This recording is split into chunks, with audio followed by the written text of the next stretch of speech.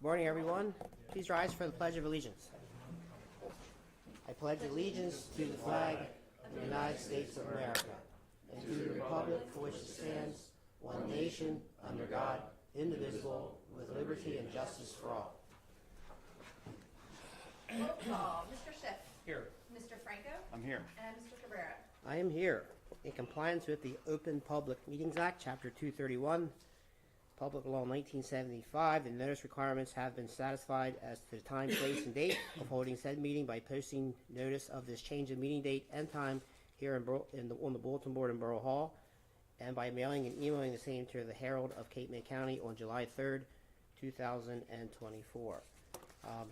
Couple of quick announcements. This meeting is being shown live. I want to do a sound check with Brian in the back. Brian, we got good sound, we got video, we're good to go. All right, so this meeting is being shown live today here on the borough's YouTube channel and also the Facebook page. If you are watching the meeting live and you have a public comment that you would like to make, you can dial into the conference line. That number direct is 888-363-4734. And when prompted, you're going to enter the access code 969-9020, followed by the pound or the hashtag. If you watch the recorded version of this meeting and you have questions or comments, you're more than welcome to email our clerk at clerk@wildwoodcrest.org or phone her at 609-729-8040. In the event of an emergency, your emergency exit is your back right, our front left, or our front right, your front left, just by the American flag. Madam Clerk, we have two ordinances on the agenda today. Yes, sir. The first is Ordinance 1434, and it reads as follows. An ordinance of the Borough of Wildwood Crest amending and supplementing Section 79-32.3, Schedule IC, restricted parking zones for persons with disabilities of the Code of the Borough of Wildwood Crest. Motions that ordinance number 1434 be passed on first reading, advertised according to law, be brought up for second and final reading and public hearing on August 7th, 2024 at 9:30 a.m. Second. It has been moved and seconded that ordinance number 1434 be passed on first reading, advertised according to law, be brought up for second and final reading and public hearing on August 7th, 2024 at 9:30 a.m. Roll call. Mr. Schiff. Yes. Mr. Franco. Yes. Mr. Cabrera. Yes. Next, we have ordinance 1435, and it reads as follows. A bond ordinance providing for the acquisition of new equipment by the Borough of Wildwood Crest in the County of Cape May, New Jersey, appropriating $700,000, therefore, and authorizing the issuance of $665,000 bonds or notes of the Borough for financing such appropriation. Excuse me. Motion that ordinance number 1435 be passed on first reading, advertised according to law, be brought up for second and final reading and public hearing on August 7th, 2024 at 9:30 a.m. Second that motion. It has been moved and seconded that ordinance number 1435 be passed on first reading, advertised according to law, be brought up for second and final reading and public hearing on August 7th, 2024 at 9:30 a.m. Roll call. Mr. Schiff. Yes. Mr. Franco. Yes. Mr. Cabrera. Yes. Okay, so before we move on to the resolutions, and thank you, Trish, Thanks, Joe. You're welcome. we have a special presentation here. Peter Lomax from Lomax Consulting Group, along with Ron Simone from the county. We're here to talk about and enlighten the governing body and the public on pending action by the state, I guess we're referring to it as the NJ Pact, Protecting Against Climate Threat. I'd like to turn this meeting over to Mr. Lomax. Mr. Simone, all right, go ahead. Borough Mayor and Commissioners, Administrator Mann, thank you so much for the opportunity to present on the proposed NJ Pact real rules that are being presented by the Department of Environmental Protection. This is not news to Connie, who's been on this for the past couple of years. As I understand it, the borough has also adopted a couple of regulations prior to this in opposition of the NJ Pact rules before they were published for courtesy review and before they're published in the New Jersey Public Register. Ultimately, these rules are going to expand flood hazard areas and impose higher building standards, not just on residential and commercial construction, but also infrastructure projects as well. It's going to be a cost driver for our infrastructure projects, and it's based on sea level rise projections with 17%. So Peter will touch more regarding that. We've been engaged with the mayors, administrators, and construction officials and floodplain managers countywide regarding this issue. Wildwood Crest does their due diligence with respect to floodplain management measures. You have your floodplain management plan and ordinance adopted in compliance with FEMA standards. Your participants in the CRS program. Some of the municipalities across the county have some of the highest ratings, not just in the state, but in the country as it relates to CRS coordination and floodplain management. So all the municipalities throughout the county, with the only exception being Woodbine, who will not have any effect on these rules, given that they don't have any flood hazard areas, has been doing their due diligence as it relates to floodplain management.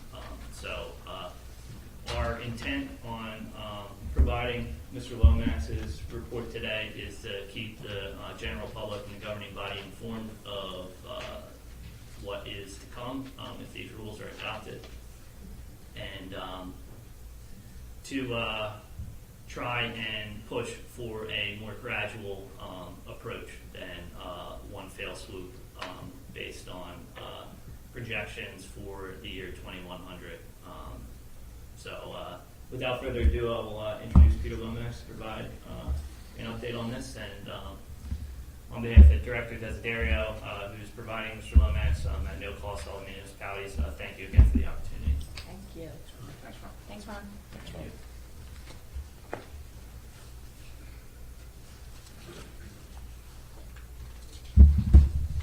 Strange to have the microphone pointed that I way. get to turn that to you now since you're doing all the talking. Oh, okay, all right. I thought maybe there was some new technology I was unaware of. Good morning, everyone. Thank you for the invitation. I'm happy to be back before you again. It's good to be amongst friendly faces, and appreciate the opportunity to address you this morning and also the public, many of whom will be impacted one way or the other by this new regulation. So as Ron mentioned, DEP is in the process of adopting new rules. I'm here to go through them, and I think as a general takeaway, these rules are very comprehensive. Not only do they address climate change and sea level rise, but they are a compendium of other regulatory interests that the department has had over the years that they have been collecting and waiting for an opportunity to then promulgate new regulation and restrictions. These rules come out of an executive order process. So the Governor Murphy issued Executive Order 100, which, as the mayor mentioned, established the NJ Pact, which is protecting against climate threats. So these rules derive from a policy at the coming out of the governor's office that uses best available predictive climate science to plan for the future and regulate development accordingly. So out of that process came what you have before you today, which is the real rule. This is resilient environments and landscapes, and this is in its pre-proposal stage at the moment. So just a couple pieces of housekeeping. The memo that you have before you was written by our office and issued on June 25th. In the expectation that the rule proposal would be released on time by DEP. That was supposed to happen in the beginning of July, and it did not. So the proposal issuance has been kicked forward. The expectation is that it will happen sometime in early August, maybe August 5th. That would be the first New Jersey Register issuance. So there is some information in that memo, and of course that memo has also been released publicly. So this is sort of my opportunity to address the public as well and say that for those of you that are looking at the July 25th memo that our office issued, the information contained within it specifically about the public hearing dates is incorrect, because it's very difficult to have public hearings in July if the rule hasn't been released until August. So for housekeeping purposes, the county has decided that once the rule is issued, our office will provide an update to this memo, will be issued back out to the municipalities and made available to the general public, which will have in it the beginning and ending dates of the public comment period, as well as new dates for public hearings that actually fall within the period of public comment. So that's the first piece of housekeeping. The second is that climate science tends to be a hotly debated topic. Folks get pretty emotional about this, and I just want to go on the record and say that I'm here to talk about a rule that's being proposed by DEP, not to debate the merits or lack thereof of climate science. I'm not a climate scientist. I'm an environmental consultant, and my area of expertise is in land use regulation for the last 30 years. I've been dealing with regulation in the state of New Jersey, particularly in the coastal zone. So I'm here to brief you and the public on the merits or the requirements of this particular regulation, and we'll let climate science be debated by others.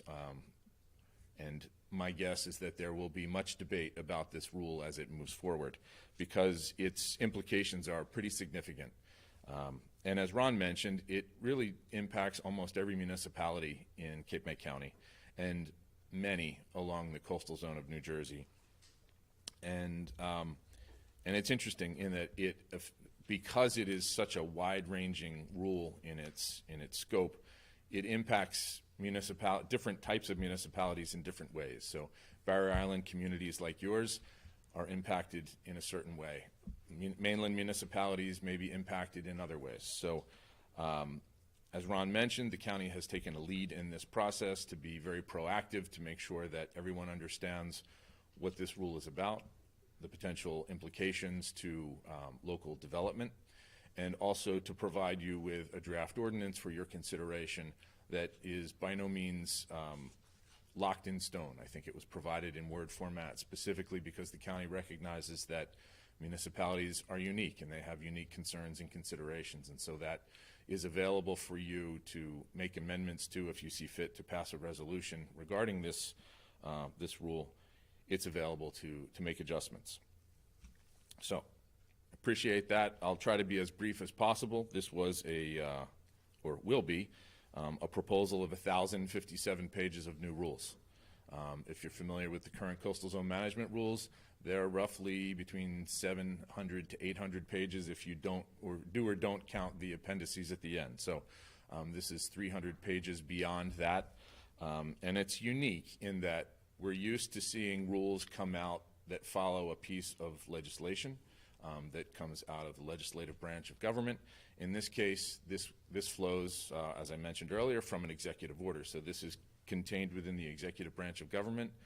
The executive order stipulates changes in anticipation of climate change, or in reaction to climate change, and in anticipation of rising sea levels, intensification of extreme weather events, and chronic flooding. So these rules reach out into regulations that you're currently familiar with. The Coastal Zone Management Rules, which is CAFRA, Waterfront Development and Coastal Wetlands. The Flood Hazard Area Control Act rules, the Freshwater Wetlands Protection Act rules, and the Stormwater rules.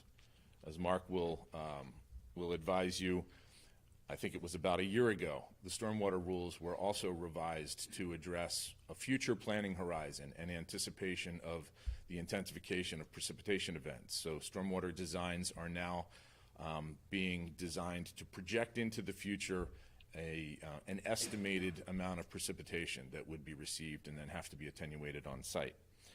This is the next step in that process of looking out to the end of the century and considering what changes need to happen now, according to DEP's view and vision for how climate is going to change in our coastal zone. So for those of you that have the memo, at the bottom of page 1, there is a chart, and for the public that has copies of these slides, and I don't know if anyone wants a copy that doesn't currently have one, but this would be the first page of that.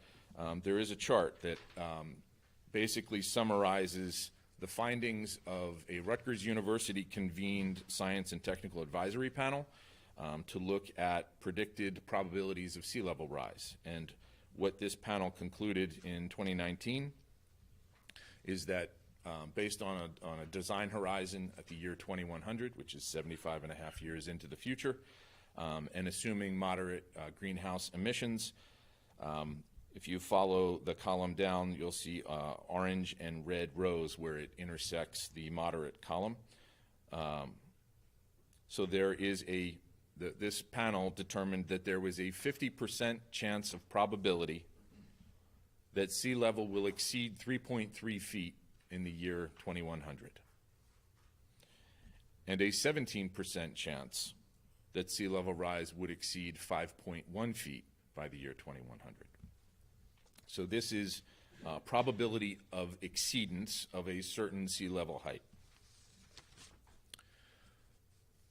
DEP determined that they would use the year 2100, and their rationale was that infrastructure or development that occurs in this intervening time would conceivably still be in service in the year 2100, and therefore they used that as the planning horizon and chose the more conservative exceedance number of roughly 5 feet to serve as their benchmark for this regulatory change. As I said, many things are proposed in these rules. The two most significant in terms of coastal zone impacts are the creation of a new special area called the inundation risk zone. This, based on the predictive climate science that's being used here, this zone assumes that the current sea level would rise by 5 feet by the year 2100, and anything built between the current shoreline and a point 5 feet higher than that would fall into this inundation risk zone and therefore be regulated. And I'll get into what that means in just a minute in terms of development requirements and application review. The second item that occurs in these rules is an adjustment to the flood elevations. I think you're all familiar with the FEMA flood mapping that establishes flood zones, particularly the 100-year flood zone as the A zone. It typically identifies an elevation for what that zone consists of, and in this case, the climate-adjusted flood elevation adds 5 feet to those current flood maps. So by extension or explanation, if you were currently in an AE, in an A 100-year flood zone, and the base flood elevation was 8, that will move to 13.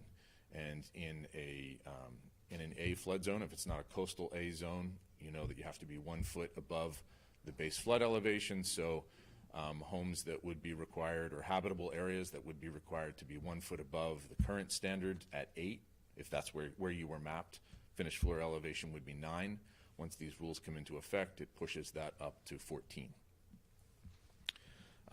So on, you can see how that tends to composite as you layer the inundation risk zone and the climate adjusted flood elevation. That would be the second page of the slides, and on page 2 of your memo.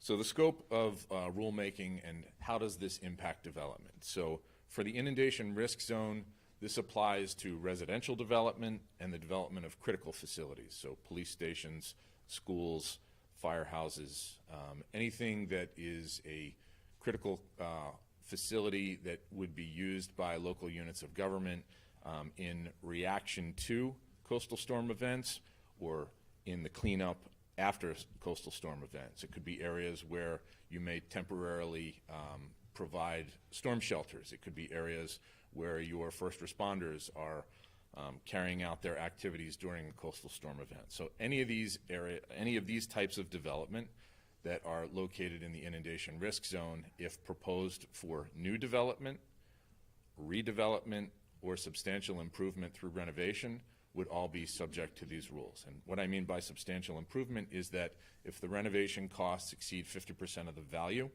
that is considered a substantial improvement, and it gets regulated no differently than if it were new development. Just as a point of clarification, that doesn't address changing the siding, putting on a new roof, changing out windows, typical repairs or renovations that are more cosmetic. This addresses things where the footprint of the structure, the number of dwelling units, or the height of the structure would be changed through that process. Okay.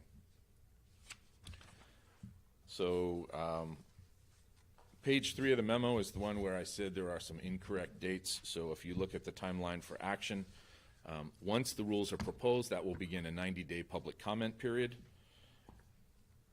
assuming that it's the beginning of July, it would run, or I'm sorry, the beginning of August, it would run 90 days thereafter, where public comment will be accepted from anyone who wishes to ring in on the rule, whether it's affirmative or in opposition, or thoughts or concerns expressed, or proposals for modification to the rule.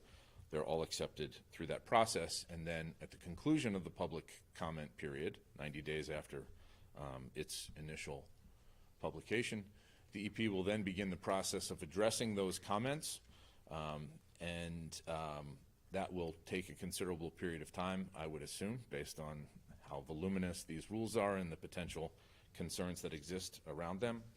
And then after that point, the EP would then decide whether they need to modify the rule or proceed with it as it's proposed, and then they would have to adopt within 1 year of its publication date. So sometime before August of 2025, if the rule doesn't change, the EP would move forward with adoption. If the rule changes more than, if they're fixing typos or providing some clarity to the rules, they can make those types of changes based on the current proposal. If they were to make significant modifications to the rule, it would then have to be reproposed and go through a new public comment process. So, jumping into just a little bit more detail about the inundation risk zone, and for the benefit of the public, there is a plan that is facing you. It would be to your left, which shows areas in blue. This is the county laid on its side, so generally at the bottom of the photo is the Atlantic Ocean, at the top is the Delaware Bay, and the borough of Wildwood Crest is situated here. This is intended to map out what 5 feet of adjusted sea level elevation would look like in the borough, and basically the zone of inundation would carry along the beachfront from Ramblers south to Jefferson and up to the current bulkhead retaining wall. There may be some areas where there are gaps in that wall where it would continue, further landward. But the majority of impact to the borough is on the back bay side, where you'll see significant encroachment and mapping of that 5-foot inundation risk zone. So, properties that are not currently developed and would go through some sort of redevelopment process, or, initial development process for residential, they would all be within that inundation risk zone. Teardowns and reconstruction would be also within that, that are in that zone, would also have to go through that process. And what does that process entail? Well, it's a new level of engagement in permitting where I think we're all familiar with CAFR applications or coastal general permit applications, where you have to apply to DEP for a particular authorization, and then DEP goes through a review process to critique whether the proposed development is consistent with the rules. In this case, we're adding a new special area to the coastal rules. So just as wetlands and critical wildlife habitat and shellfish habitat are all regulated special areas in the current rules, the inundation risk zone becomes a new area.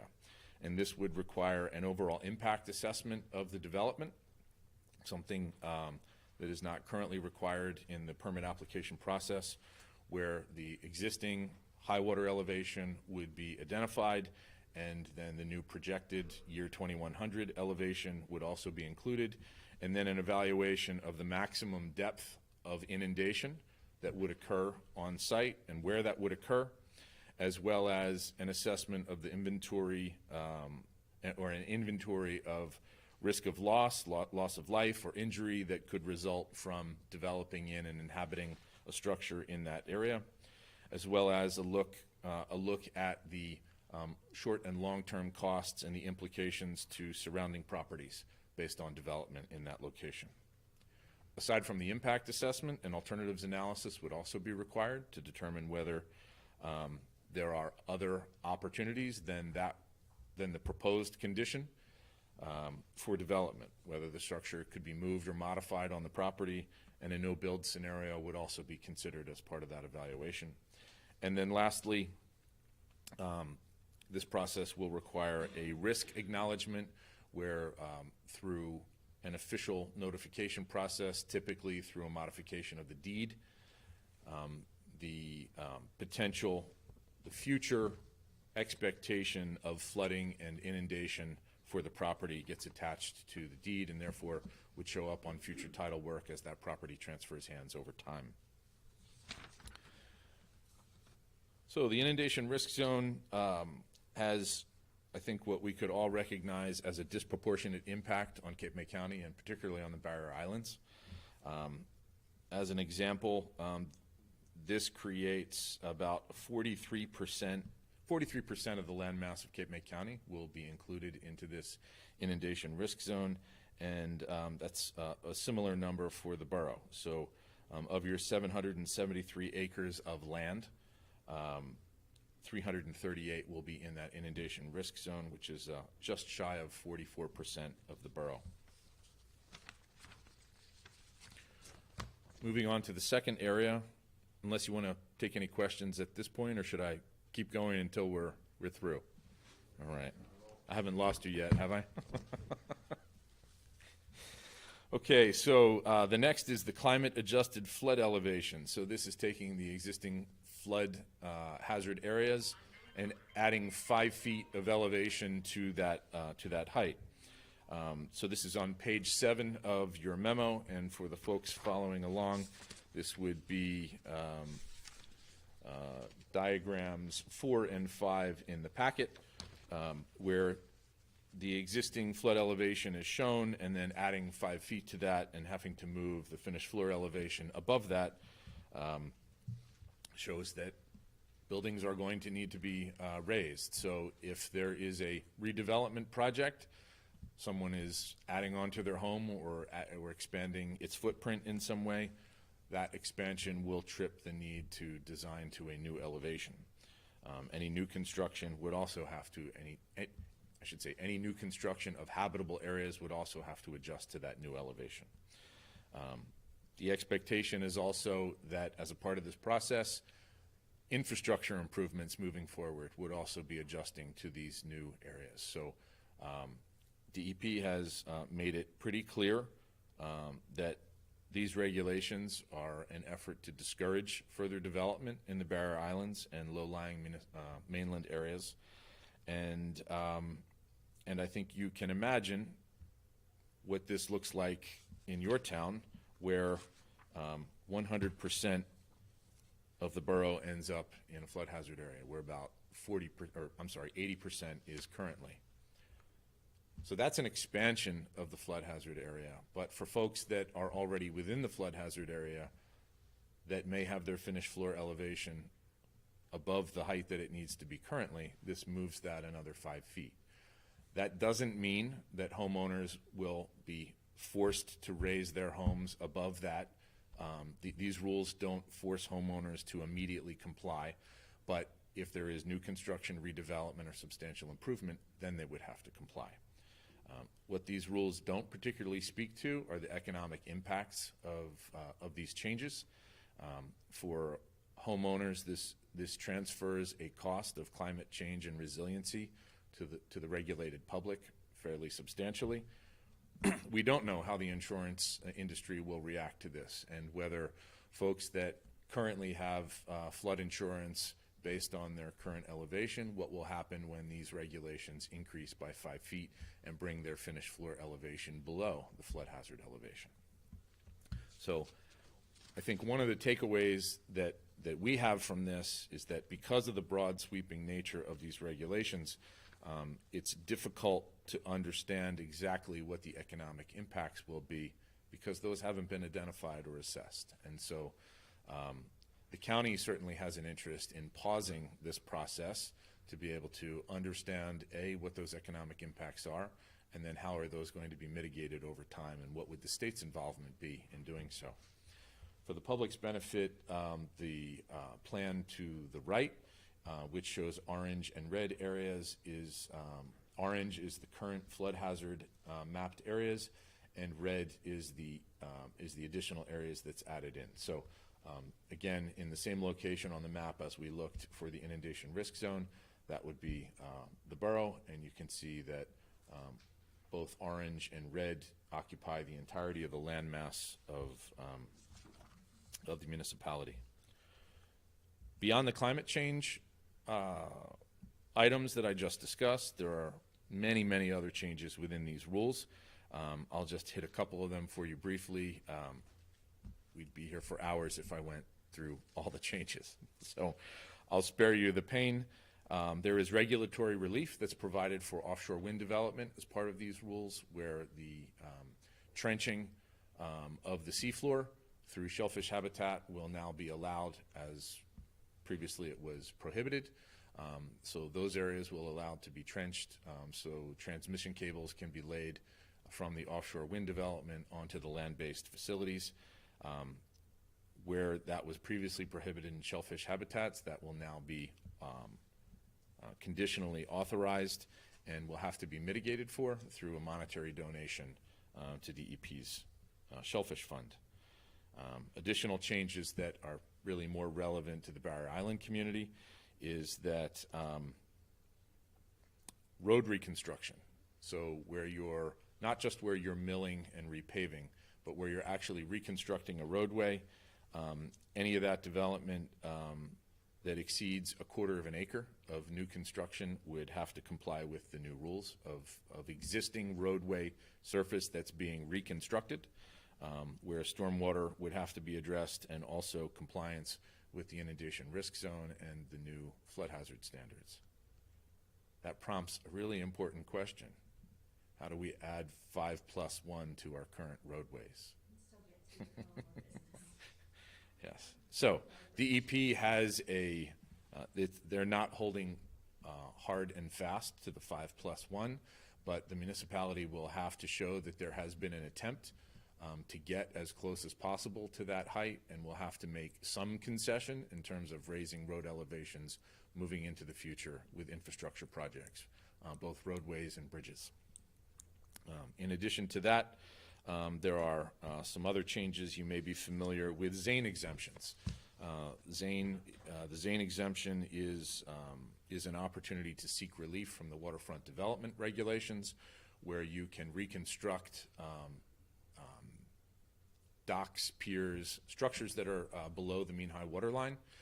You can reconstruct those through the Zane exemption without having to bring them into compliance with the current rules, as long as they're the same size, shape, height, etc. of what previously existed.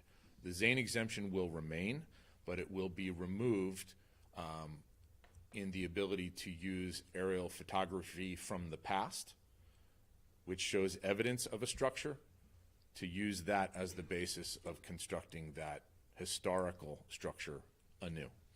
So you'd still be able to reconstruct an existing dock or pier that predated the rules, but you wouldn't be able to go back in time to reconstruct something that existed on an aerial photograph that doesn't presently exist today. Okay.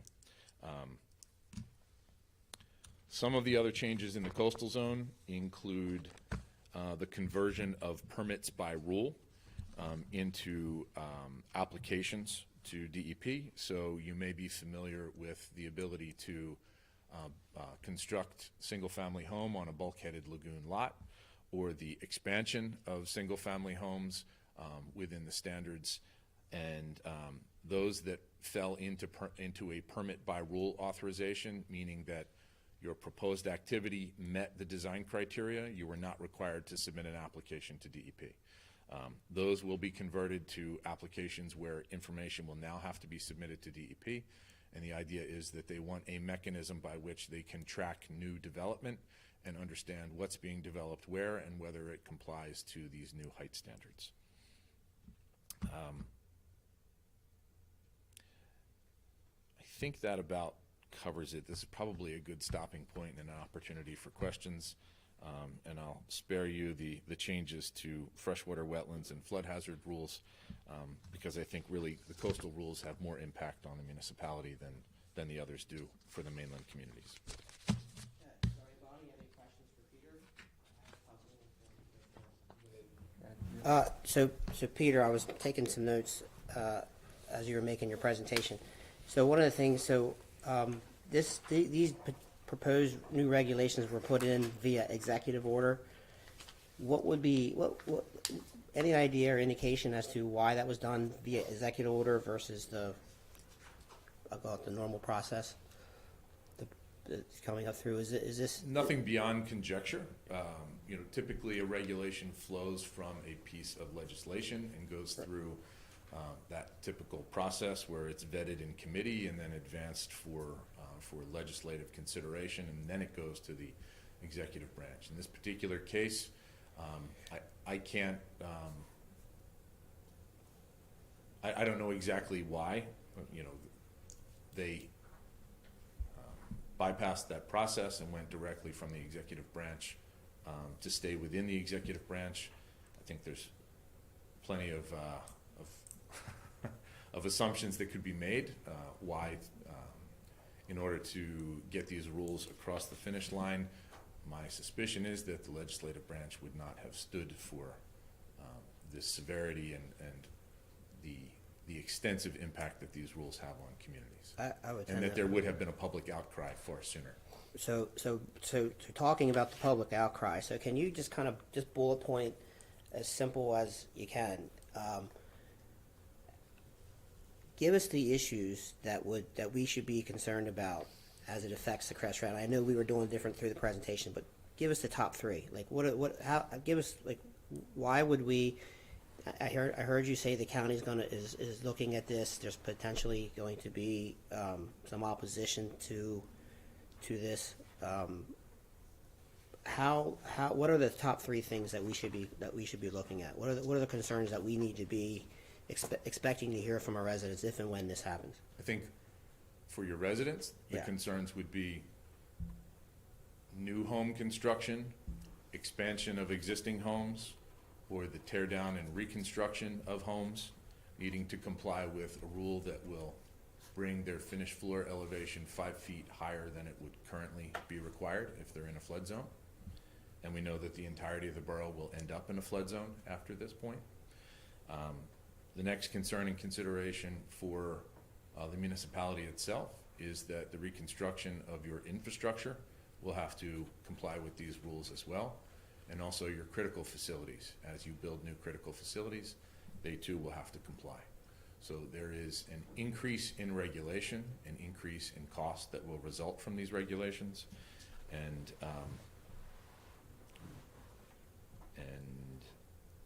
I think the third item would be that FEMA is currently in the process of remapping its flood zones.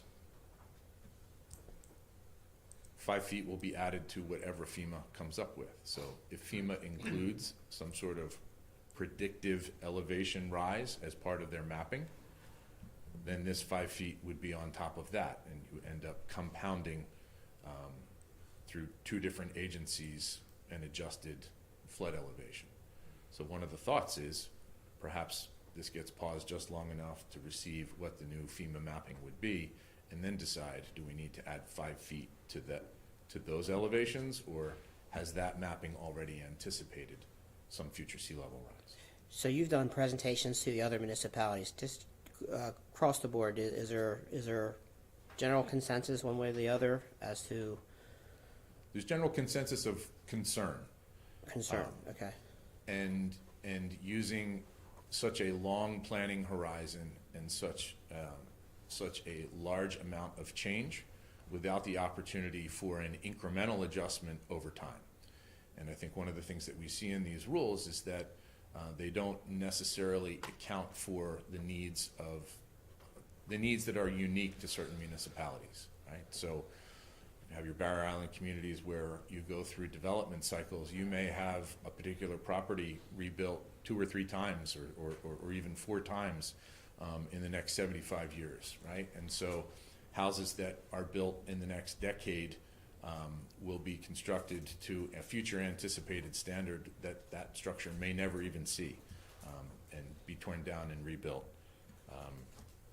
So the public hearing process, when it gets to that point, should we as Wildwood Crest, as a local municipality, be engaged or involved with anything on the local level? Or, and I know there's a county bigger picture we may be working with. But is there anything additional at the local level we should be thinking about doing, or no? Absolutely. I think the idea is so the county's been proactive and raised this as an issue and provided you with a template for resolution. with the understanding that each town is unique and has unique concerns and considerations. Mainland municipalities and even some barrier islands are going to be very concerned about how this impacts low and moderate housing, as we have to do more with less land, and have more regulation put on top of the limited land that we do have available to meet some of these obligations. So that resolution exists in draft form so that you can look inward and see how is this going to impact, and I think these are conversations that should happen with Public Works and your city engineer and or your borough engineer, and also your zoning officer and your land use boards, to make sure that you understand what would these changes do, or how would they be implemented, and what would the fallout and impacts be to your bulk standards for your zoning, your maximum building heights, what your finished floor elevations are, what your future shore protection would look like and consist of. That's the one thing I failed to mention, is that DEP is moving very quickly and resolutely away from hard shore protection infrastructure, bulkheads, seawalls, vertical hard structure that they're looking to modify into hybrid designs at a minimum. So if you're going to have a bulkhead, there would also have to be some sort of nature-based solution incorporated with that, i.e. living shoreline or something to that effect. So these are pretty substantial changes, and I think as you look at your future capital projects, what do you have on the horizon that would fall into these rules, and how would that design be impacted, or what's the project feasibility even in the first place if it had to comply with these rules?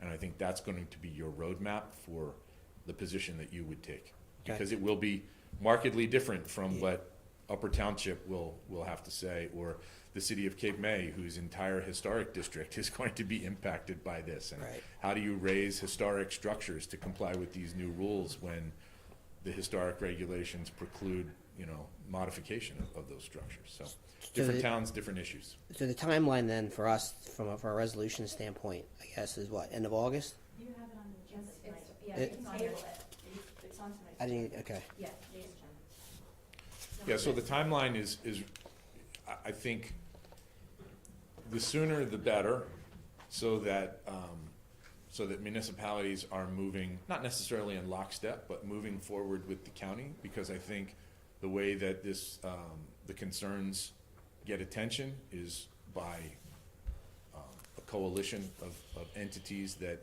at least have similar concerns. There may be unique changes or unique differences overall, but the essence of the concerns, I think, would be relatively similar, and provide the opportunity to join in with others that have concerns.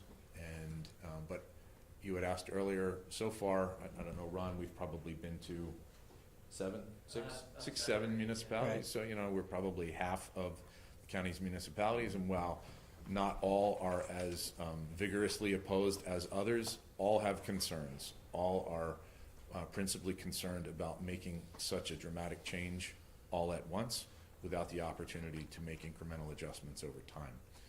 Also concerned about the economic impacts and implications of having to adjust development to these rules without understanding how that would be paid for. Okay.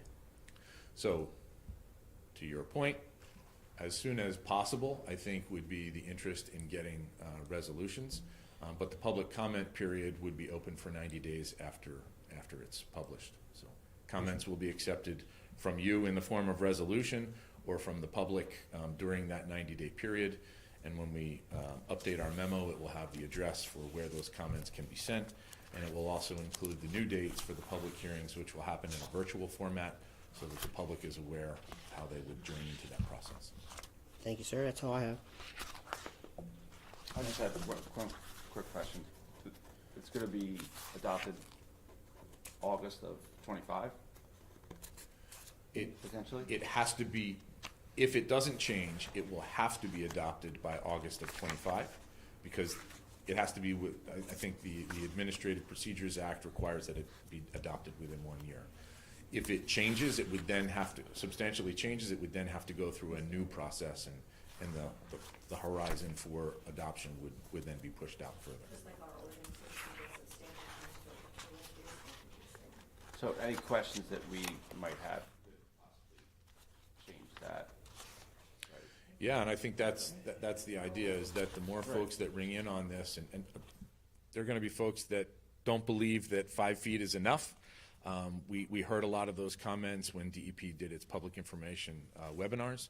And there are gonna be folks who think that it's way too much. And so there will be a loud and wide voice of public comment, and I think it's important that municipalities that are impacted make sure that their voices are heard in this process. And I think that's what the county is trying to do, is make sure that that this doesn't pass us by without a concerted effort to make adjustments. That's a pretty big resolution. Yeah. This meets all of our concerns, right, with respect to local needs? All right, good. All right, I'm good then, thank you. Good thing. thank you, Peter. Everybody ready for their test on the NJ Pact? There's a lot to digest. 1,057 pages? It's a real barn burner. Holy goodness. All right, while you we're for here, the I'll time. open it up to the public, just in case they had any respective questions from Mr. Lomax.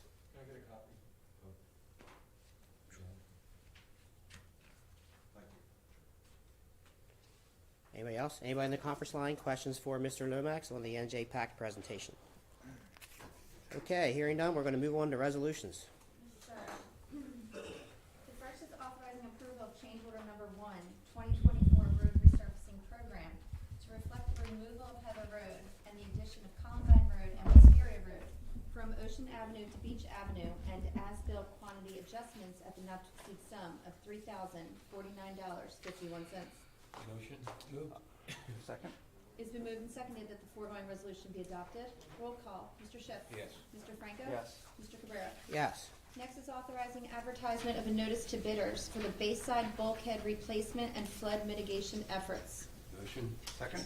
It's been moved and seconded that the foregoing resolution be adopted. Roll call. Mr. Schiff. Yes. Mr. Franco. Yes. Mr. Cabrera. Yes.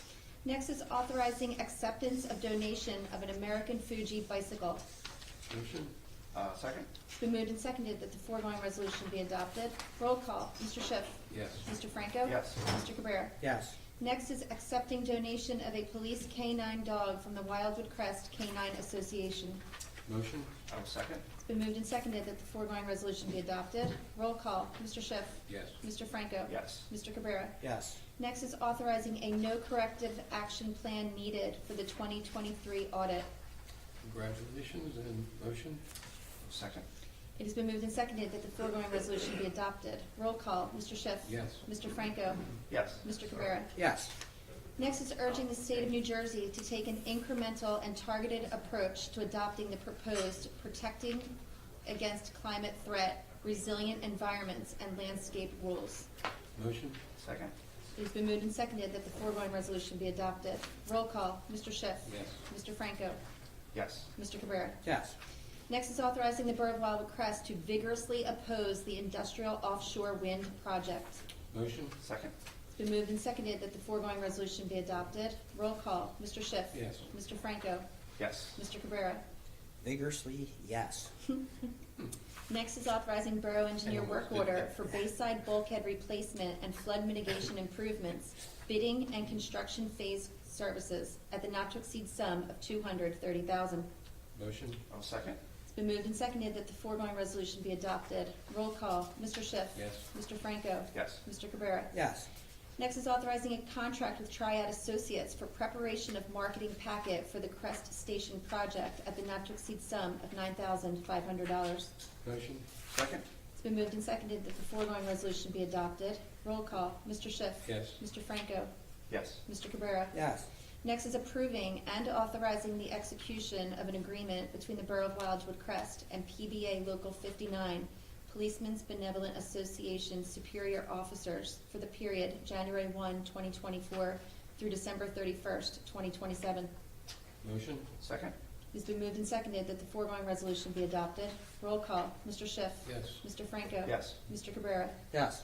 Congratulations. Next is authorizing amendment to the 2024 municipal budget to account for additional funding from the State of New Jersey Body Armor Replacement Fund. Motion? Second? It's been moved and seconded that the foregoing resolution be adopted. Roll call. Mr. Schiff. Yes. Mr. Franco. Yes. Mr. Cabrera. Yes. Next is authorizing refund for Peer Playmates Camp fee for $1,400 for 2024. Motion? Second. It's been moved and seconded that the foregoing resolution be adopted. Roll call. Mr. Schiff. Yes. Mr. Franco.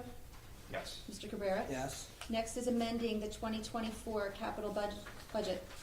Motion? Second. It's been moved and seconded that the foregoing resolution be adopted. Roll call. Mr. Schiff. Yes. Mr. Franco. Yes. Mr. Cabrera. Yes. Next is authorizing award of contract to Cape May County Council on Alcoholism and Drug Abuse, Inc., also known as Cape Assist, for Employee Assistance Program. Motion? Second. It's been moved and seconded that the foregoing resolution be adopted. Roll call. Mr. Schiff. Yes. Mr. Franco. Yes. Mr. Cabrera. Yes. The next 6 by consent agenda. First is authorizing release of escrow funds for permit number SO230503 in the amount of $750. The second is SO230504 in the amount of $965. Next is SO23-0603 in the amount of $220. Next is SO23-0101 in the amount of $480. Next is SO23-0102 in the amount of $700. And lastly, SO23-0202 in the amount of $660. Motion by consensus? I'll second. It's been moved and seconded that the foregoing resolutions be adopted. Roll call. Mr. Schiff. Yes. Mr. Franco. Yes. Mr. Cabrera. Yes. Next is authorizing the following appointments for the Borough of Wildwood Crest Planning Board. Vincent Tenaglia as Class 4 member, Bradley Vodges as alternate number 1 member, and Jane Reynolds as alternate number 2 member. Motion? Second. It's been moved and seconded that the foregoing resolution be adopted. Roll call. Mr. Schiff. Yes. Mr. Franco. Yes. Mr. Cabrera. Yes. Next is authorizing the borough engineer to submit a grant application to the United States Department of Transportation, Safe Streets and Roads for All Grant Program for the 12-month Wildwood Crest Local Roads Safety Plan Project. Motion? Second. It's been moved and seconded that the foregoing resolution be adopted. Roll call. Mr. Schiff. Yes. Mr. Franco. Yes. Mr. Cabrera. Yes. Lastly is authorizing expenditure to purchase a 2024 F-450 cab and chassis 4x4 for Public Works Department under state contract. Motion? Second. It has been moved and seconded that the foregoing resolution be adopted. Roll call. Mr. Schiff. Yes. Mr. Franco. Yes. Mr. Cabrera. Yes. Motion that all bills properly authorized as submitted be paid. Second? It's been moved and seconded that all bills properly authorized as submitted be paid. Roll call. Mr. Schiff. Yes. Mr. Franco. Yes. Mr. Cabrera. Yes. Motion that all reports received from the court administrator, chief financial officer, tax collector, chief of police, supervisor for the recreation department, construction official, emergency services coordinator for the EMS, and the Wildwood Crest Volunteer Fire Company chief for the month ending June 30th, 2024, be accepted as presented. Second? It's been moved and seconded that all reports received from the court administrator, chief financial officer, tax collector, chief of police, supervisor for the recreation department, construction official, emergency services coordinator for the EMS, and the Wildwood Crest Volunteer Fire Company chief for the month ending June 30th, 2024 be accepted as presented. Roll call. Mr. Schiff. Yes. Mr. Franco. Yes. Mr. Cabrera. Yes. Motion that all minutes from the commission's meeting dated June 19th, 2024, and July 10th, 2024 be approved as presented. Second? It's been moved and seconded that all minutes from the commission meetings dated June 19th and July 10th, 2024 be approved as presented. Roll call. Mr. Schiff. Yes. Mr. Franco. Yes. And Mr. Cabrera. Yes. Okay. Sure. Moving right along on the agenda, brings us to our administrator's report. Thank you. The Crest Arts Pavilion project is now complete. De Blasio and Associates has completed the walkthrough with Fred Chavone, who will be completing punch list items. Some of them are already underway during the next week. The trees that are not surviving on location will be replaced in the fall when they have the best chance of survival. And the EV charging station that we have had issues with since its installation has been replaced as of yesterday. I wanted to personally thank Mark and his staff for a really beautiful environment that he created for the borough. I think that the outdoor project there is absolutely wonderful, and I think it's really being enjoyed by our taxpayers. The Hereford Inlet to Cape May Inlet Beach and Dune construction project, De Blasio and Associates has completed the surveying work on the beach parcels that are required by our state aid agreement. Will be reimbursed for his work by the DCA through their HUD program. And according to Coastal Engineering and the Army Corps, this project is still expected to commence in 2025. I did receive some correspondence yesterday about this project, and I will be responding to it on behalf of the borough elected officials. I did receive some guidance back from DEP on the response to that. New Jersey Avenue planning work is ongoing in advance of the county's roadway diet project. This project will be bid as one project through the county, with the Crest being responsible for lighting, parking lots, landscaping improvements, and beautification upgrades. It's expected to commence with sewer infrastructure improvements in 2025 and continue through to 2026. Some of what we talked about earlier with PACT did have an impact on this project as it moved forward and progressed. It is getting ahead of the new coastal rules, so it looks as though through the county engineer, the height requirements will be the same for that roadway, but it could have had a really significant impact on the cost and the height of that roadway had we not gotten ahead of it. Sunset Lake State Channel dredging. I spoke to the DOT Office of Maritime Resources last week, and I continue to talk to them weekly regarding their Wildwood Channel complex maintenance dredging project. For those of you who do not know, the purpose of this project is a 10-year hydraulic maintenance dredging of the state's channels in order to maintain safe navigational depths for transiting emergency commercial and recreational vessels. Phase 1, which is nearing completion, covered Middle Township, Wildwood City, North Wildwood City, and West Wildwood Borough. Phase 2 will focus on Wildwood Crest and Lower Township and the state channel that traverses through it. We have been working closely with Scott Douglas, who is the DOT's program manager. He is with the Office of Maritime Resources on the alignment of the state's channel, as well as assisting with identification of areas in which the beneficial use material will be placed. The New Jersey DOT is currently working on the acquisition of the confined disposal facility, also known as a CDF, and is working with the DEP on permitting for the second phase of this dredging project. It is anticipated to occur in 2025, phase 2. The alignment of the state channel, which connects the intracoastal to the state channel through Sunset Lake to Wildwood, is proposed to be changed. That channel is proposed to follow the western border of Wildwood Crest, a path that is typically used by boaters and will be within the confines of Wildwood Crest, therefore benefiting our taxpayers.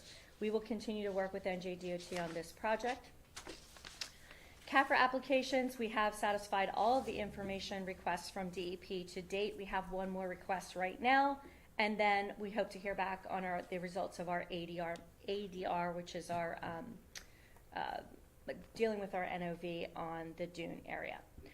The Bayside Pump Station Flood Mitigation Project, as you just heard, we authorized this project to go out to bid. Bids will be received by the bid opening committee on Wednesday, August 28th at 11 a.m. Washington Avenue Flood Mitigation Project, we are still awaiting word from FEMA on our FMA grant. The DCA Small Cities Grant from 2023, our bathrooms will be renovated. It is currently in design. We did receive $342,000 for the renovation of our bathrooms to make them ADA compliant here in the municipal building. The local safety road plan, the LSRP that the county is doing, is now on their website. I encourage everyone to go on and take a look at that. We are also, in conjunction with that, doing our own Safe Streets for All grant that will supplement the county's work. That is due on August 29th. A draft of that application will be prepared and presented to the governing body sometime in mid-August. And I do have an announcement from the Cape May County MUA. They will be holding their Household Hazardous Waste Collection Day on September 14th at their landfill location in Woodbine. They will accept thinners, solvents, cleaning products, gasoline and flammable liquids, automotive products, pesticides, herbicides, glues, adhesives, aerosol cans, lithium batteries, mercury-containing items, fluorescent bulbs. This is an important date because these are the products that are the hardest for people to dispose of. So I encourage everybody to participate in that. That is September 14th. Okay, thank you. Paint on there, County? No, they don't. I don't think they accept paint. That one. There's things that they do accept, and there's things that they don't accept. I can give you that list, but I don't believe that is on that list. Including my garage. I have a ton of paint. I gotta get rid of it. Yeah, you have to let that dry and then it harden and then throw it out. But this is super specific. I'll give you the information, the flyer that just came out. Cat litter. It's on our door too. Yeah. Questions? Does anybody any more questions for Connie? Public, any questions of our administrator? Conference line, anybody? All right, Mr. Engineer, you're up. Yes, so pretty much Connie hit all the points here, just to emphasize that the Bayside Bulkhead Replacement Flood Mitigation Project, that's the big initiative that we've been looking at for a very long time. It was in your flood mitigation storm sewer master plan. We have that bid opening on August 28th, and that's pretty much it. We're in a hibernation mode. We're just closing out some projects and coming up for air. Public, any questions of our engineer? Governing body, anything else? Hearing none, we'll move on to Chief of Police report. Mr. Lloyd.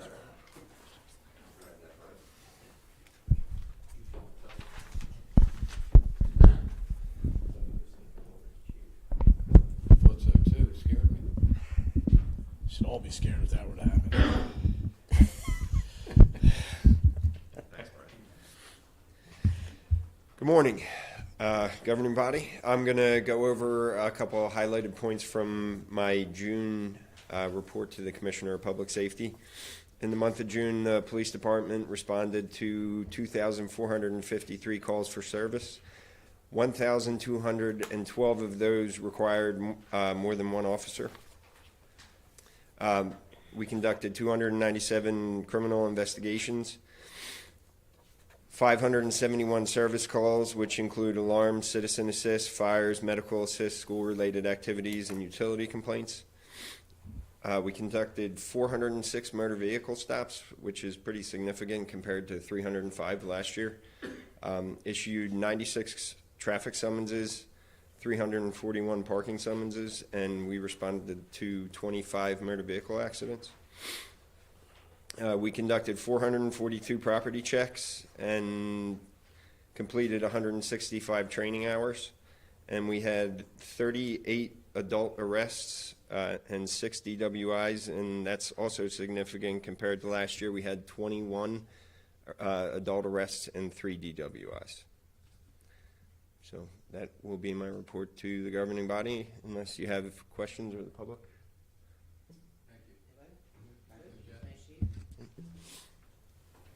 All right, next is our EMS supervisor, OEM coordinator, Mr. Cripps. Morning, everybody. June report for Wildwood Crest Emergency Medical Services. We handled 149 calls for service.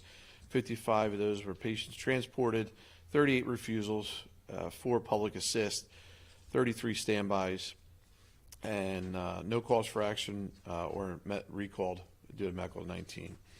And that is ours for EMS. For fire, on behalf of Chief Cortez, we have 2 building fires, 2 rescue assists, EMS, 7 hazardous conditions. That could be anything from gas leaks to electrical hazards. 36 malfunction or fire alarms, with a total of 47.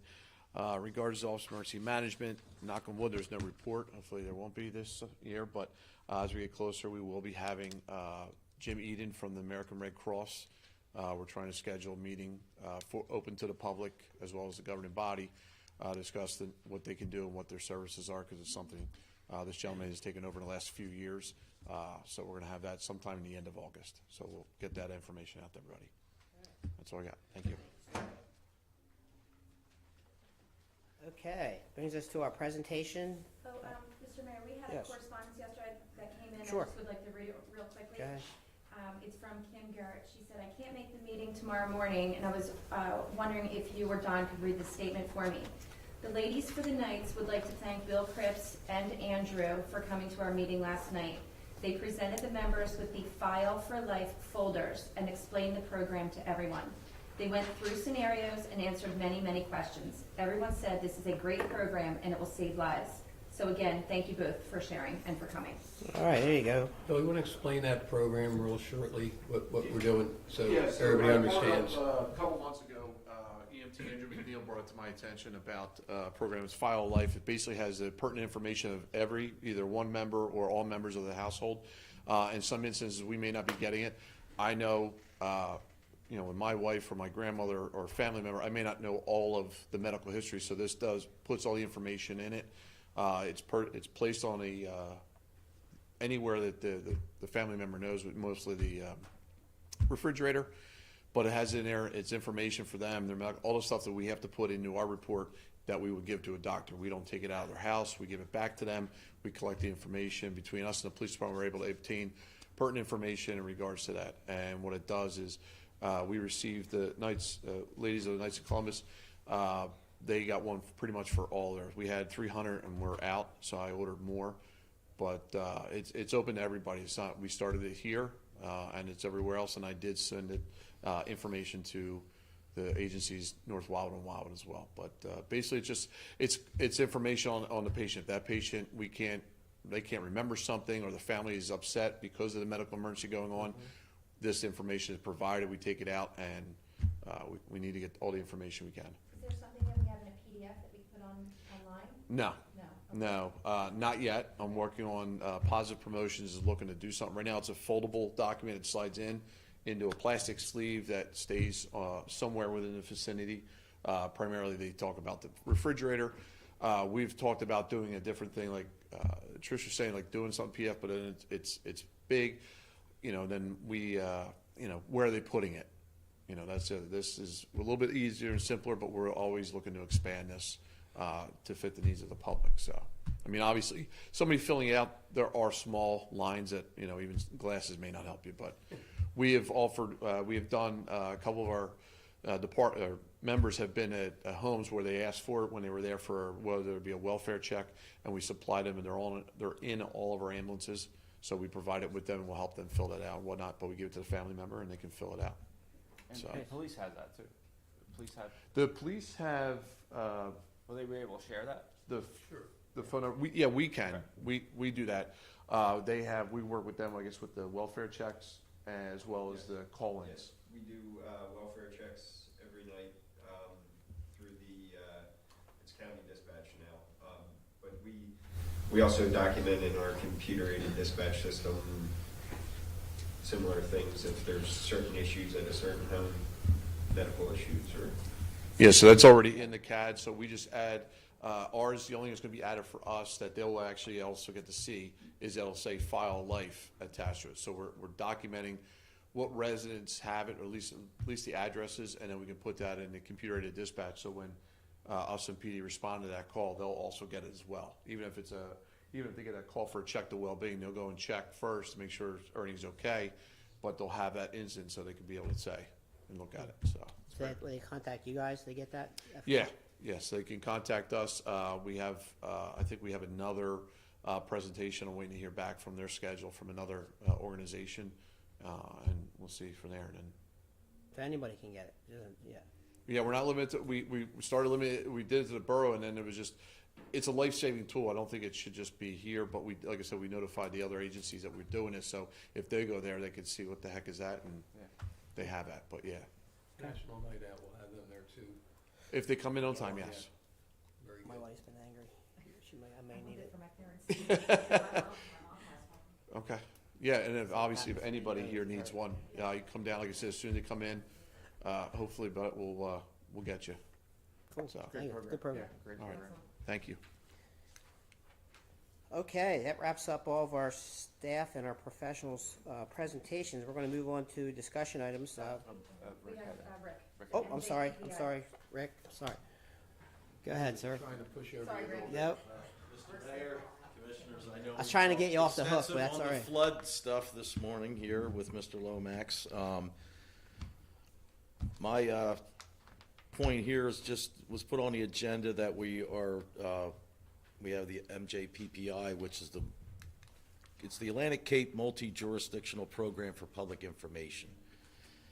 Basically what that does, we're in the Coastal Coalition, part of our community rating system obligation. We have activities that we do for public outreach is one, it's activity 370 actually, that we notify residents on property resales, the flood hazards, information about flood insurance. So basically that's what the MJPPI stands for, and it's something that was put on the agenda that we maybe need a little clarification, and that's what it's all about.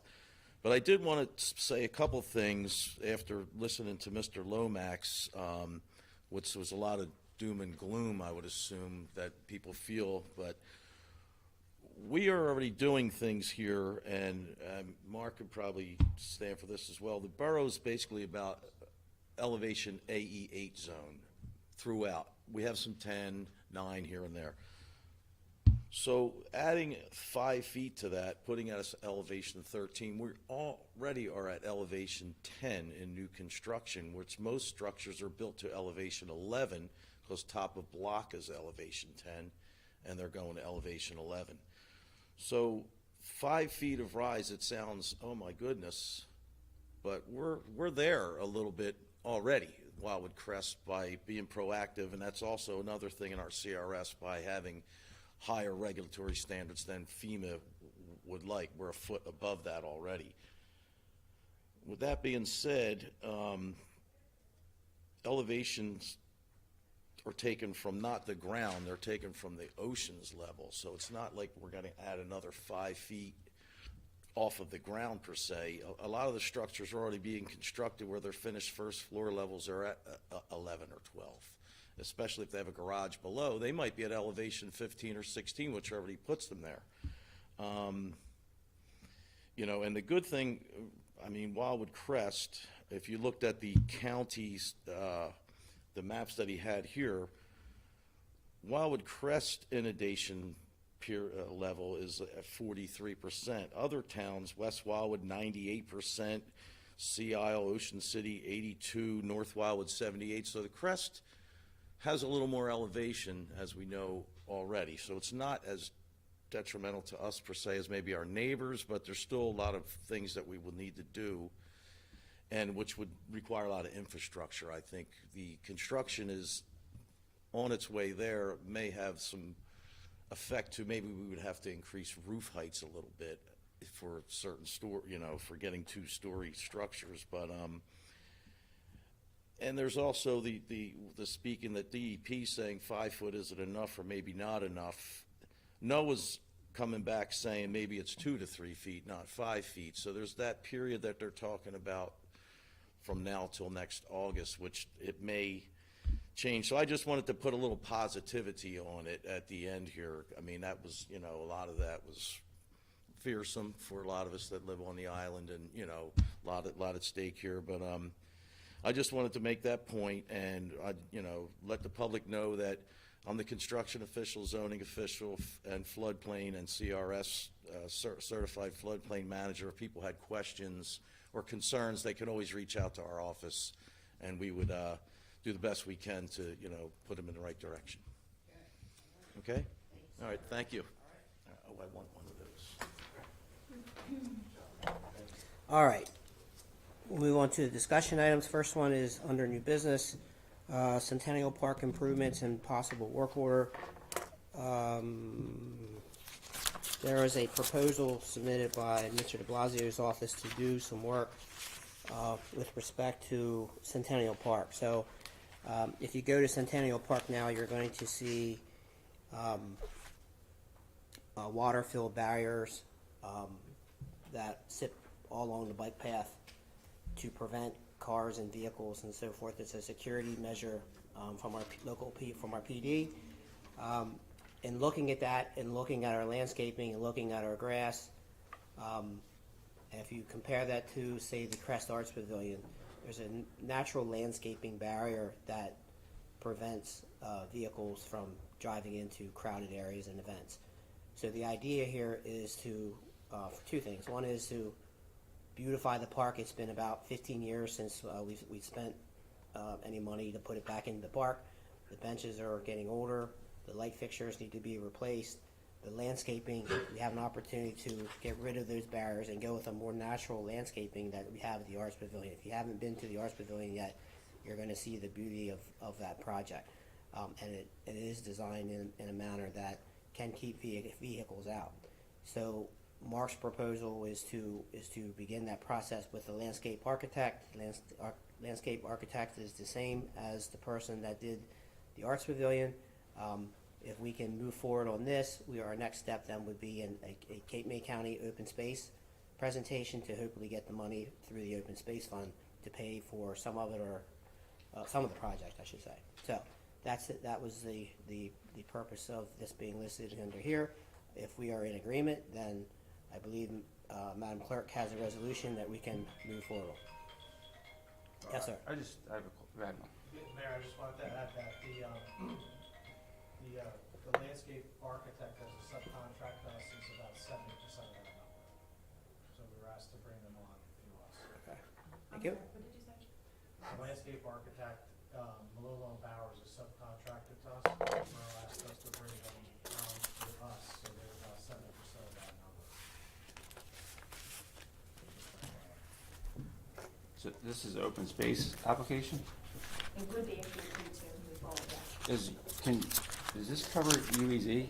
Is this space UEZ at all?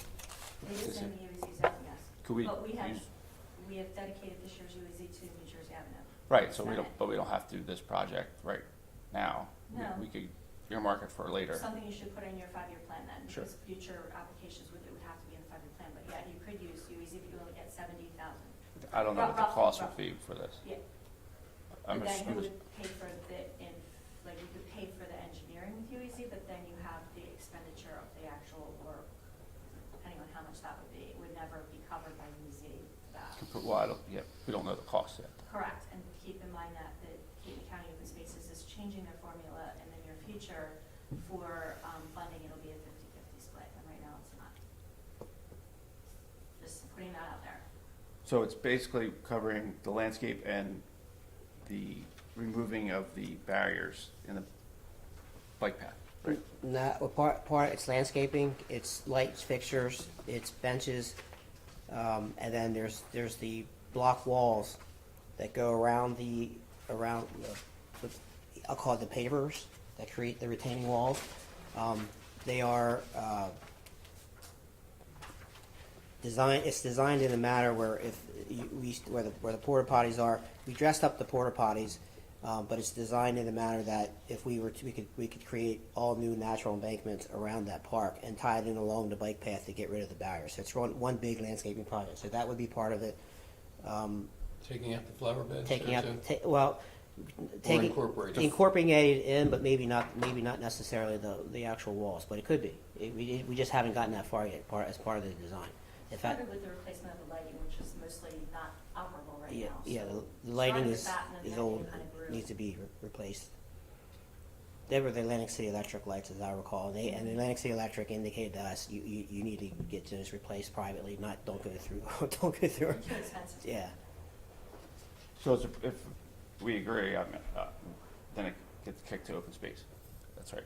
We're gonna apply to open Apply space. and see if you get the money. So Commissioner, the proposal includes surveying it, then we would provide that survey over to the landscape architect, they would do their thing.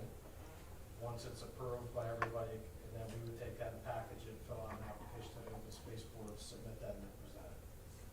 Similar to what we did for Arts Pavilion. Got it, okay. Yep.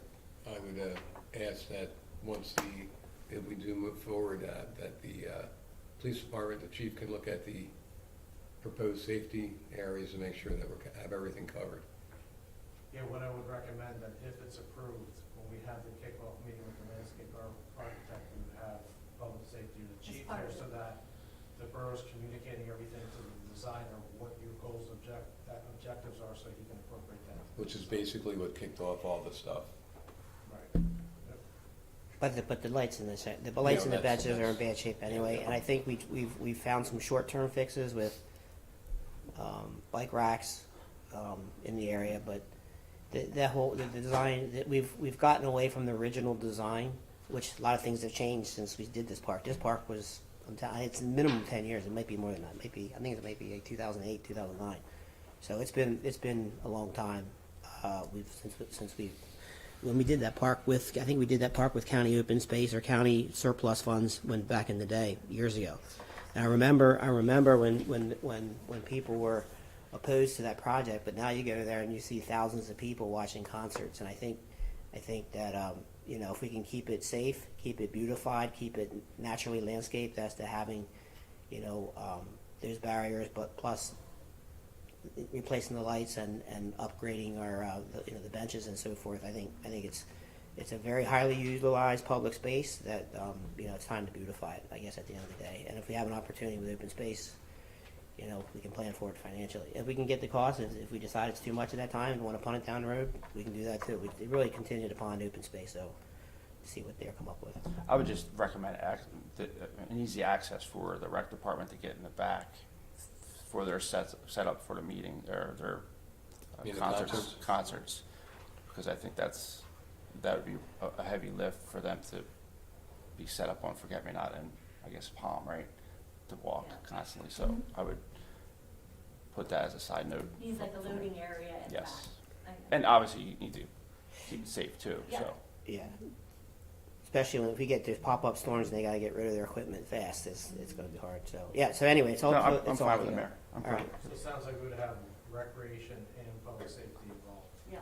in the initial consultations. For me, And I think that would pre-construction be good. meetings and all of it.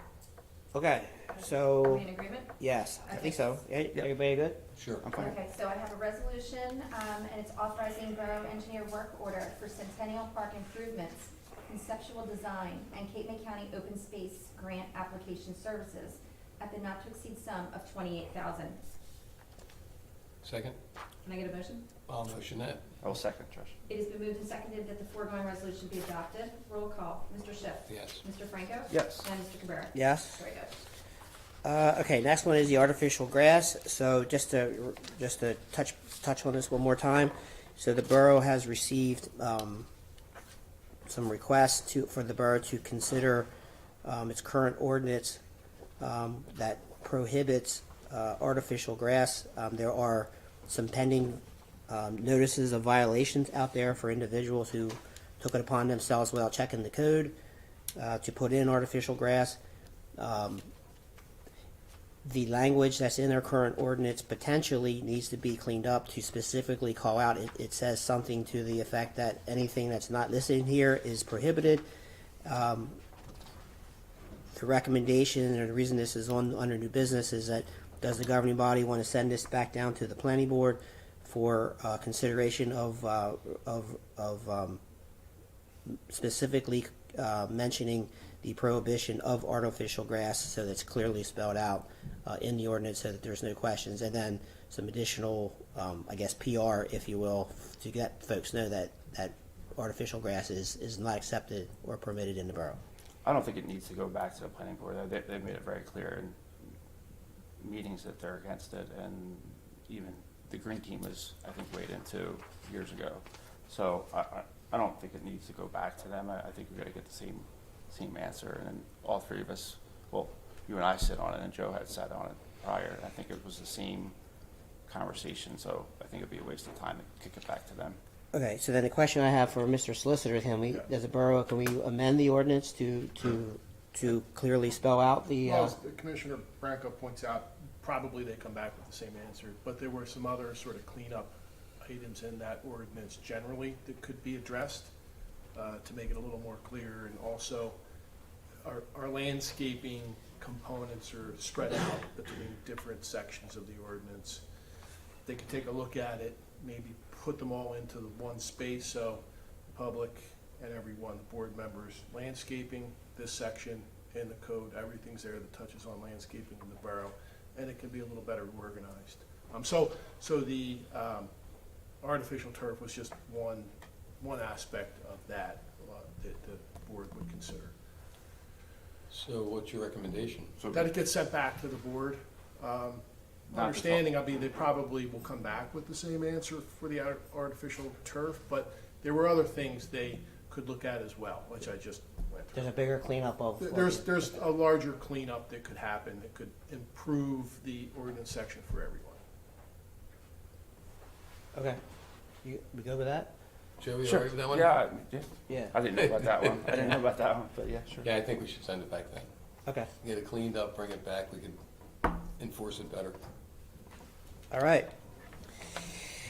Under old business, UEZ 5-year plan, we had discussed on that, 250th, country's 250th birthday committee, still looking for names for that. Crest Municipal app is on hold pending funding and additional research. Old tourism building use and the historical museum, we'll dive into that right after the season. proposed amendment to Chapter 79 time limit order. I know that was still pending out there. Concession agreement, that's on hold. Traffic calming, AKA the traffic safety.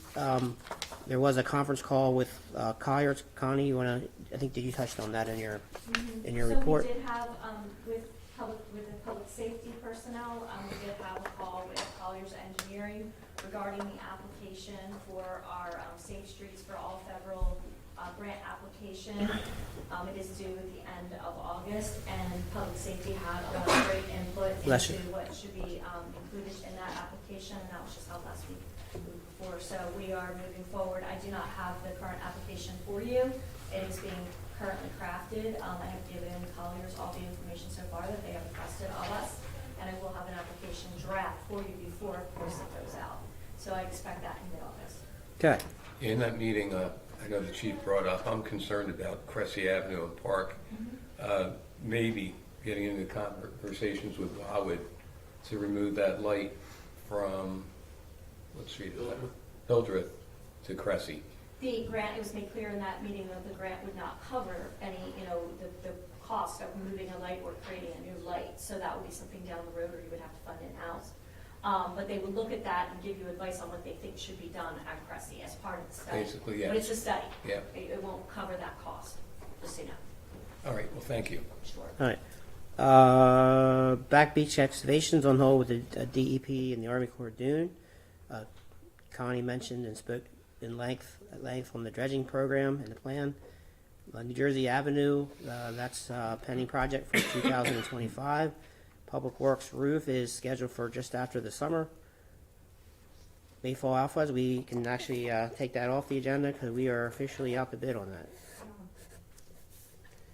Washington Seaview Beach Fall, we're just waiting to hear from Mr. Rotello on that. Okay, got anybody, any questions or comments on old business? No, sir. All right, let's move on to public comments. We'll start with anybody here in the audience. Public comments, please come up to the podium. We just need your name. Do not need your address. Good evening. My name is Nick Antonacello. I reside at 8204 New Jersey Avenue in Wildwood Crest, New Jersey.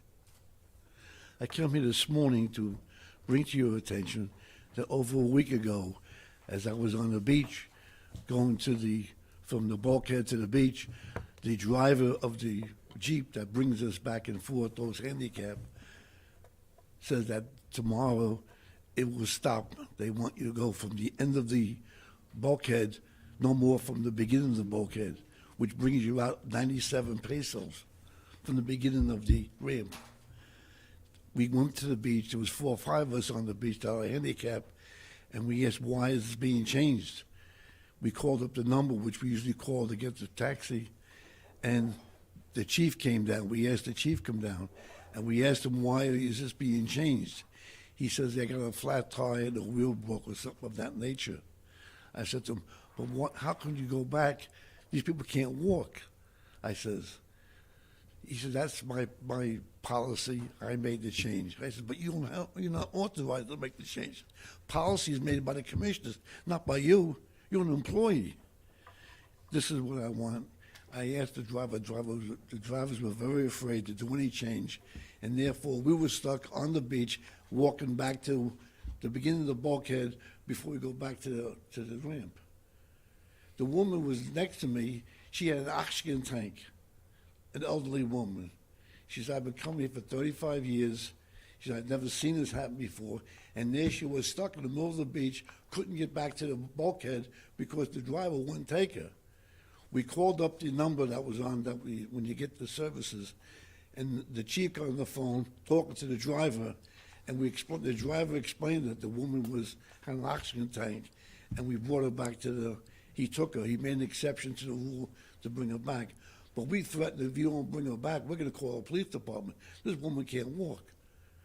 I'm here today to tell you that the services which they've changed is that when you come off the ramp going down to the end of the bulkhead, they want you to walk that far. That's over 100 feet, over more than 100 feet, maybe 100 yards maybe.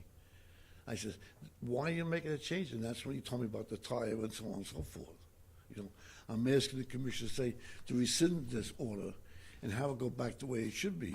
Maybe there's changes you have to be made as to what directions or between the dooms, but don't take the services away which you've been providing to us for all these years. That's all I'm asking you. So I just want to make sure I understand. Let me clear you up a little bit. So, Nick, you know I know you for quite a few years, and I've also transported you and your wife back and forth, and I hear what you're saying. So the chief, I had a talk with him, and his reasoning was that, well, first of all, let me go back a little bit in all the years that we've done this. We've been transporting people for 14, 15 years down there. We started at the service being like 2,600 people for the summer, and we would pick up handicapped and elderly. That system, our transport system now, we ballooned up to 14,500 last season, which is unbelievable. And we do provide services for people in need. Now, I know that the chief spoke to you about the woman. We don't leave people on the beach. That will never happen. So I'd like to clean that part up. We do take whoever needs it, that's handicapped or elderly. We made some concessions, which we heard you, and the person that you talked about is one of them. Am I right? Yes. Okay, so the other thing I want too. to bring that to the commissioner's attention. I understand. Because the fact is that the woman, it was a serious situation where the woman could hardly stand up with the oxygen tank. And we told the driver, well, you got to do something here. That's what we called the chief. He got on the phone and told the driver he made the exception to the rule.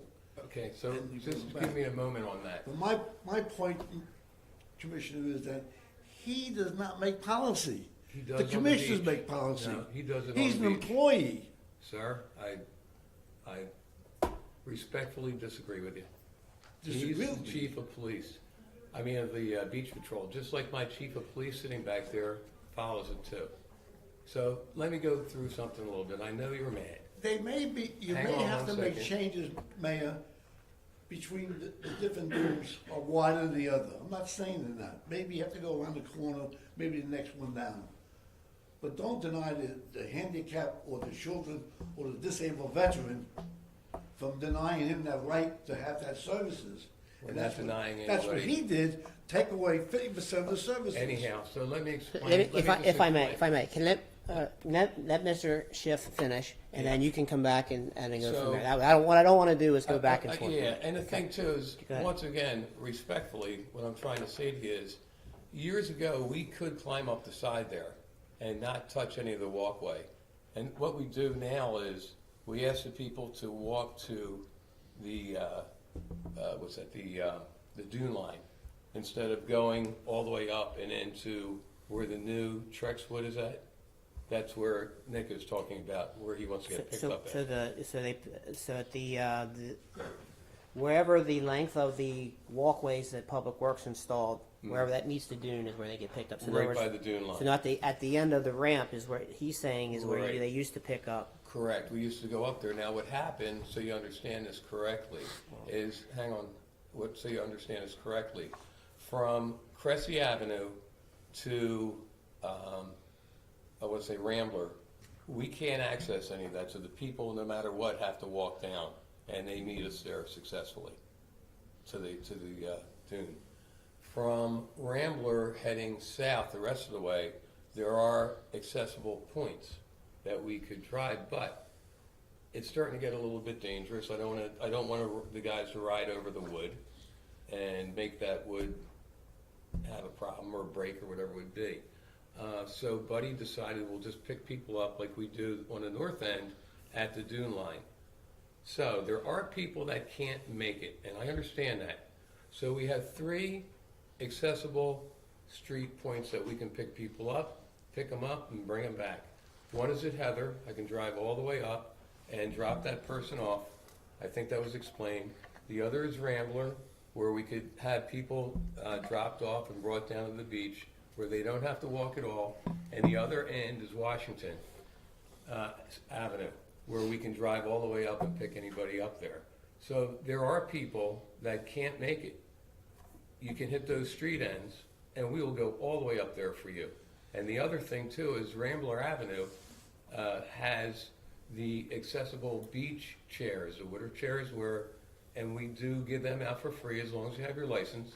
And we have the opportunity there to let people get pushed down in a handicapped chair.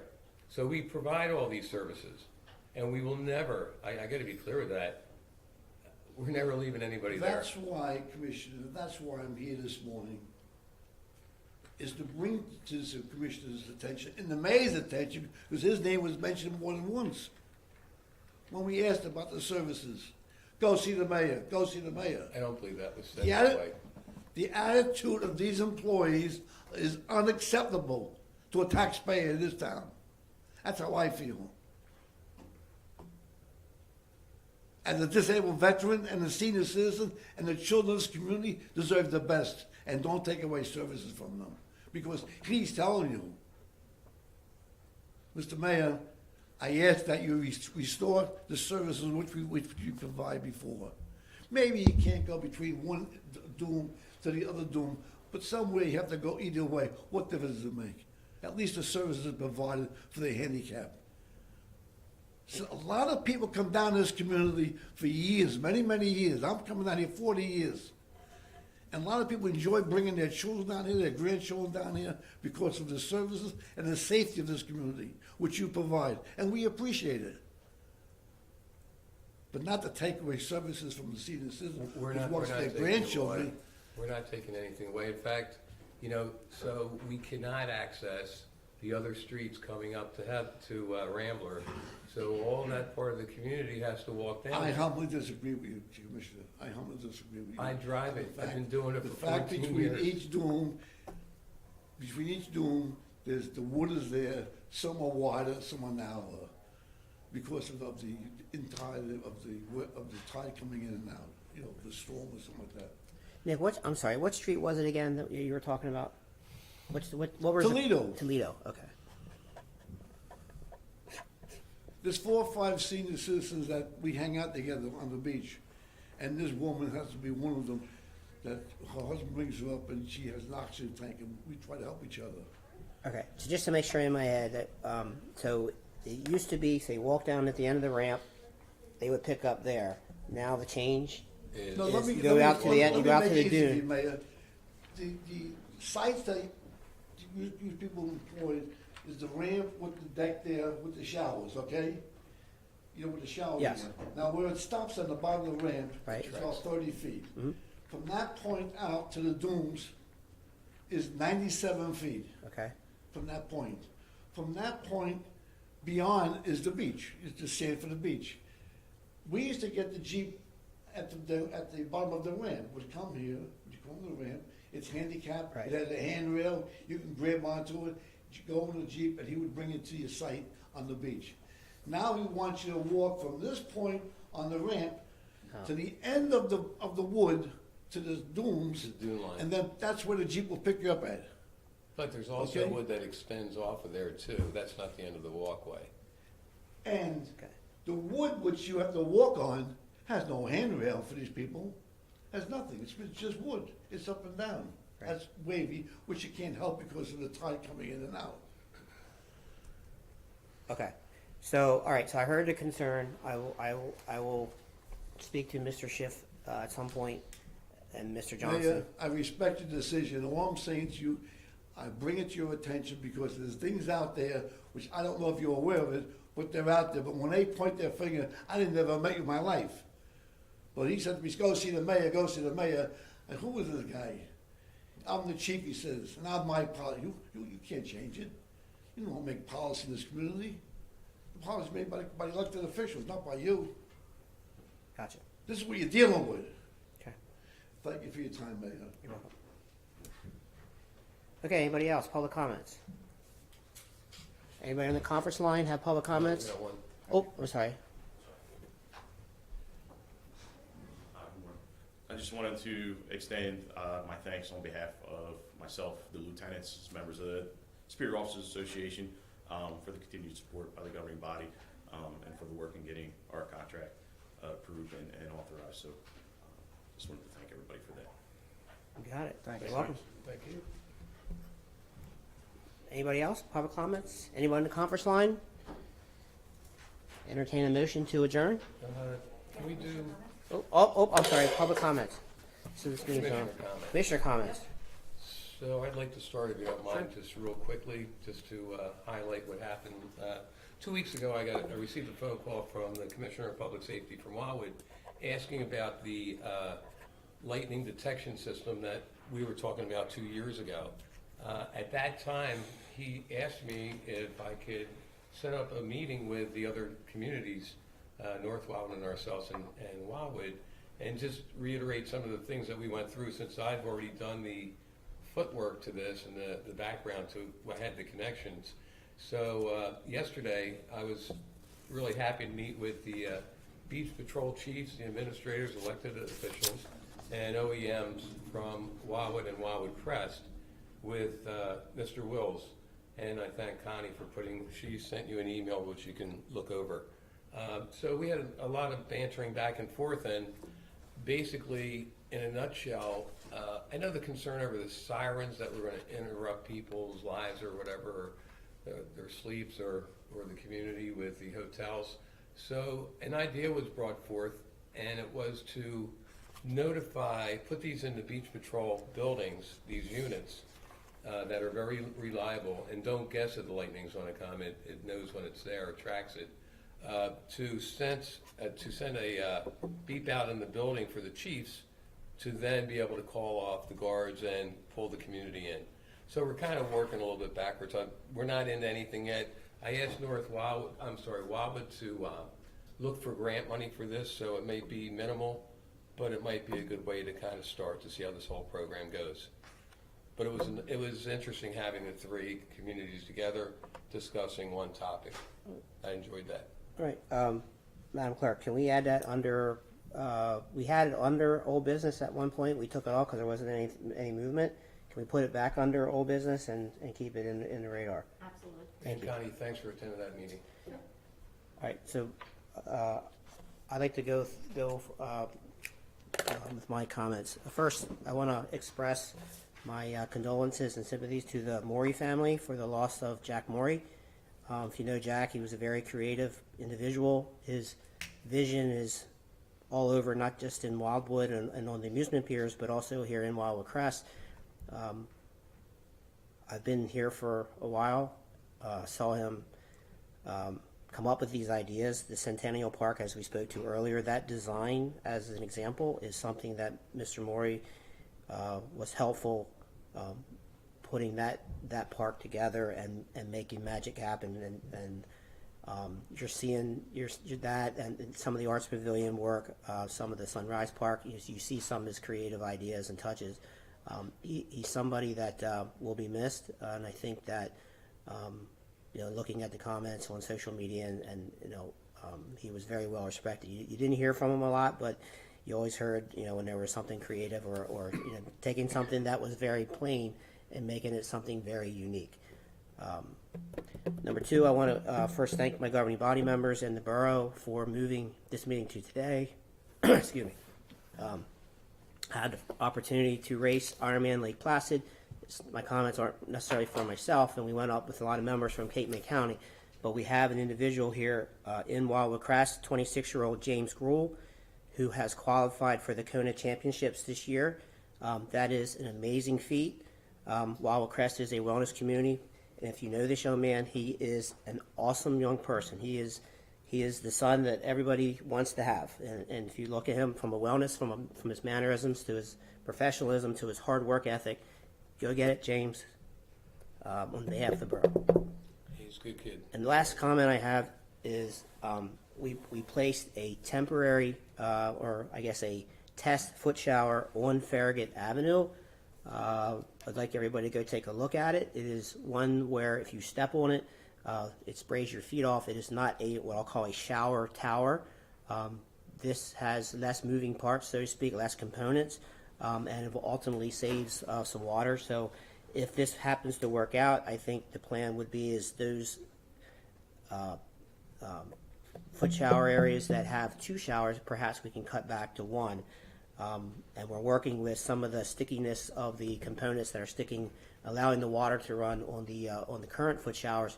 The company is making good on those, and they are looking to provide all the components we need at their cost to make sure that we're able to continue to operate those shower towers. So I just, I've been getting a lot of concerns and requests that, like, hey, water's running, been passing them down to Public Works, they've been addressing them, but the original company that we purchased them from did decide that they would like to make it good and honor the warranties, and we should be good to go there. That's all I have. My comments can wait until next meeting, Trish. So going after the mayor would be a little bit tough. He took a lot of the stuff that I was going to say. So Sounds good. yeah, I think we should do it all it for could that be next time. We should do kicked to the next meeting. So Okay, talk to the other people. okay. Okay. Is there anything else?